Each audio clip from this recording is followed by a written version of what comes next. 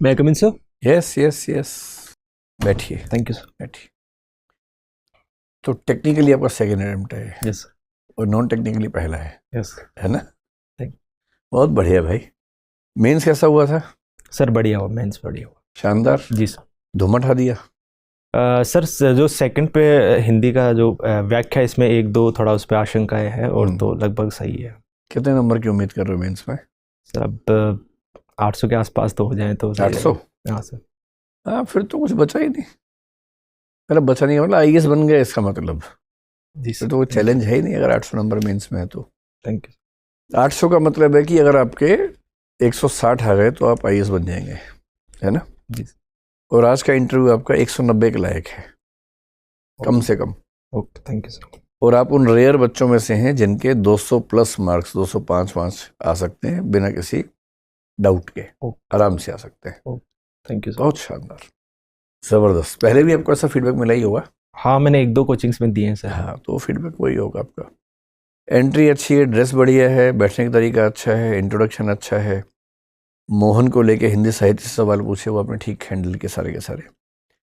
CAA को लेके मुझे लगा हल्का सा एक बार आपको क्लैरिटी कर लेनी चाहिए। Okay sir. उस एक सवाल को छोड़ के पूरे इंटरव्यू में हमें, जैसे आना पान को लेके हमें था कि पता नहीं कितना डिफेंड करेंगे, कर लिया। वैलेंटाइन वाला पूछा, वो भी कर लिया। सारे मेंबर से सारे सवाल जितने एरिया से पूछे गए, सोसाइटी पे, आईआर पे, टेक पे, पॉलिटी पे, सब बढ़िया सब। मतलब ऐसा लग रहा है कि आप वेल रेड हैं, आपने हर चीज़ को बहुत तबीयत से पढ़ा है और तुरंत उसको रिकॉल करके आप सही जगह एकदम एग्जैक्ट आंसर दे पा रहे हैं। Thank you sir. कम्युनिकेशन में भी आपका फ्लो भी अच्छा है, आवाज़ का जो लेवल है वो भी अच्छा है, कॉन्फिडेंस भी अच्छा है।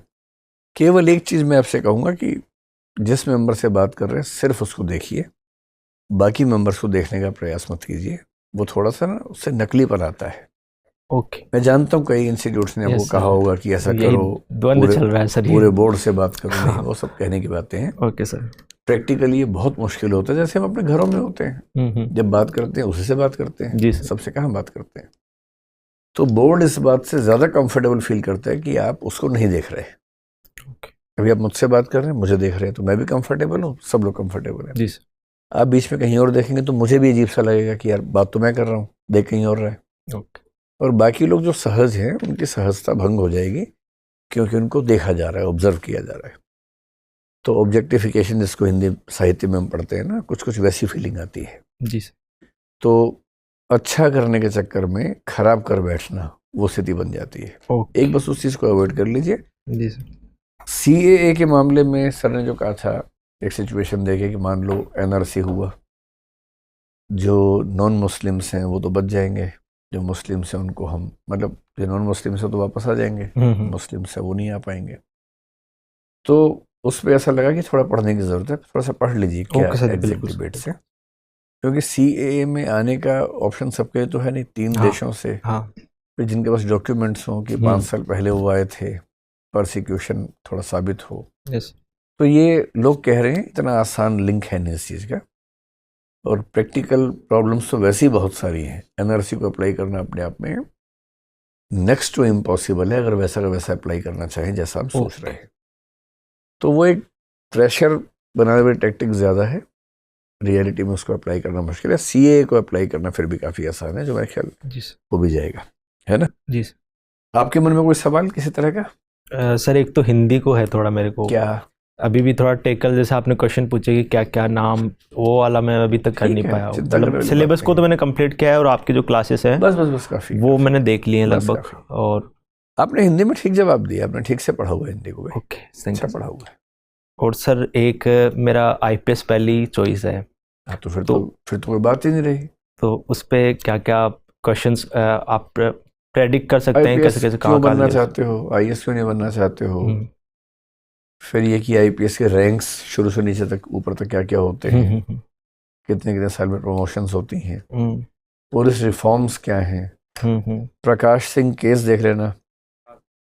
फिर अभी एक नया ट्रेंड आया है कई राज्यों में, स्पेशली उत्तर प्रदेश में, क्योंकि अब नियम ये है कि अगर आपको किसी को DGP बनाना है तो UPSC 3 नाम भेजता है, हाँ उनमें से कुछ चुनना होता है। जी सर। कई CM ये चाहते हैं कि हम 3 के चक्कर में क्यों पड़े भाई, तो DGP बनाते ही नहीं, एक्टिंग DGP बनाते हैं। जैसे ओके। उत्तर प्रदेश में भी चौथे एक्टिंग डीजीपी बने हैं, पिछले 2-3 साल से कोई डीजीपी बना ही नहीं है। तो कई स्टेट्स आजकल ऐसे रास्ते निकाल रहे हैं, तो पुलिस रिफॉर्म्स में इस पर भी बात करनी होगी। ओके। और ये भी ठीक है कि अगर सीएम अपनी इच्छा से डीजीपी नहीं बना पाएगा तो फिर सीएम से हम कैसे उम्मीद करें कि काम वो ठीक करेगा, ये भी एक सवाल आता है। तो पुलिस रिफॉर्म्स, फिर पुलिस के जो पर्सनल हैं, ऐसा माना जाता है कि 50% of policeman and police women are psychologically ill. या तो उसमें 1-2 रिपोर्ट्स देख लीजिए कौन कौन से रिपोर्ट्स हैं, हाँ ताकि सर, उनके बारे में आप जी सर, ऑथेंटिक बात कर सकें। जी सर।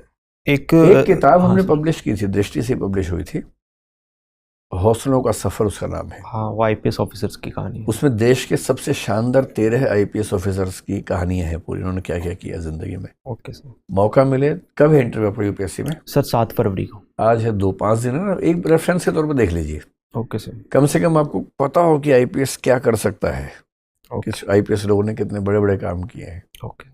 तो उसमें किरण बेदी भी हैं, केपीएस गिल भी हैं, और शिवनंदन हैं जिन्होंने मुंबई में पूरा जो गैंग वॉर खत्म किया था। मुंबई तो एक गैंग पर कैपिटल बन गई थी ना, उसको ठीक करने वाले आदमी भी हैं।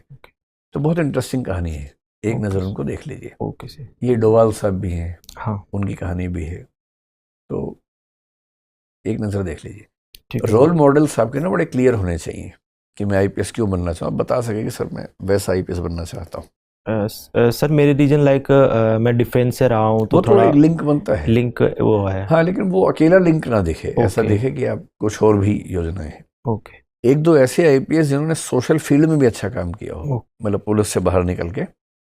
एक आरएस प्रवीण कुमार शायद नाम है, तेलंगाना, हाँ। कैडर के आईपीएस है, उन्होंने एजुकेशन बड़ा अच्छा काम किया है, वो एक बार देख लीजिए उनकी केस स्टडी।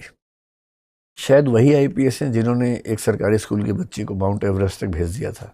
उस पर एक फिल्म है उसी कहानी ओके पर, सर। फिल्म का नाम मैं भूल रहा हूँ भाई, आप चेक करना, ये एक ही आईपीएस है, ठीक है दो सर, अलग मैं अलग कर लोग लूँगा। हैं, ठीक है सर, कर पता लग लूँगा। जाएगा आपको। Okay sir. आईपीएस तो कोई चैलेंज है नहीं, अगर आप 800 पे हैं तो आईपीएस तो मतलब वो परोस के आपको ऐसे खिलाएंगे कि लीजिए।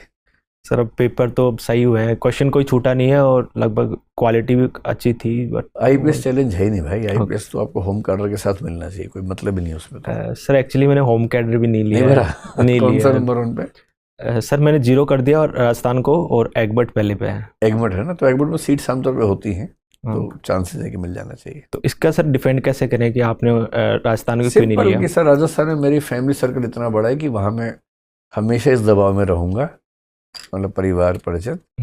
तो मैं चाहता हूँ कि मैं जहाँ भी काम करूँ इस दबाव से मुक्त होकर अच्छे से काम करूँ, तो इस वजह से। और नहीं तो फिर ये कि मेरा परिवार इस बीच में काफ़ी हद तक दिल्ली में सेटल हो गया है, और भविष्य में पेरेंट्स दिल्ली में ही रहने वाले, तो मैंने फिर एग्बर्ट को ही नंबर 1 पे रखा है। Okay sir. यही 2 रीजंस बन सकते हैं इसमें। पहले ठीक है वाला सर। थोड़ा प्रॉब्लमेटिक है, डिबेट हो सकती है। हाँ वो तो। दूसरे वाला बहुत सेफ है, अगर ऐसा कुछ सच हो।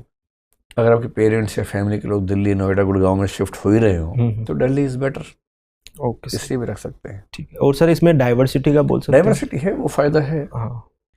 हाँ, लेकिन होम कार्डर को छोड़ के उसको भरा तो वो बहुत जस्टिफाई शायद ना हो। हालांकि ये बड़ी बात है होम कार्डर ना चूज करना। Yes. आप कह सकते हैं कि सर मेरा मन ये रहे कि मैं सिविल सर्विस में रहूं तो पूरे देश को जान सकूं, तो राजस्थान में तो मैं रहा ही हूँ बहुत समय तक। और आगमुट में सबसे अच्छी बात है कि इसमें केवल दिल्ली नहीं है, अरुणाचल प्रदेश भी है, हाँ। गोवा भी है, और सारी यूटीज़ हैं, अभी तो जम्मू कश्मीर भी है। Yes. तो पूरे देश को जानने का और काम करने का इससे अच्छा कोई रास्ता था नहीं। Yes. तो सिर्फ इसलिए मैंने आगमुट भरा क्योंकि मैं पूरे देश में घूम घूम के काम करना चाहता हूँ, किसी एक स्टेट में बदलना नहीं चाहता हूँ। Yes. ये अपने आप में ठीक है, जस्टिफिएबल है। हाँ ठीक है सर, ये सही रहेगा, है ना? ठीक। इन एडिशन टू दिस आप कह सकते हैं कि मेरे परिवार के काफ़ी मेंबर्स दिल्ली और आसपास रहते भी हैं, तो दिमाग में एक ये भी था कि इसमें रहूंगा तो दिल्ली में काफ़ी समय रहूंगा ही, तो सबसे मिलना भी होता रहेगा। हाँ ठीक है सर, ये 2 रीजन मैं स्टार्टिंग काफ़ी करता हूँ। है ना? ठीक है सर, तो हो गया सर। आईपीएस हो तुम चिंता मत करो, एकदम जाओ और जल्दी से वर्दी सिलवाओ अपनी, मतलब वर्दी वो सिलवा के देंगे, ठीक है सर, ठीक है, all the best. Thank you sir, thank you sir, thank you.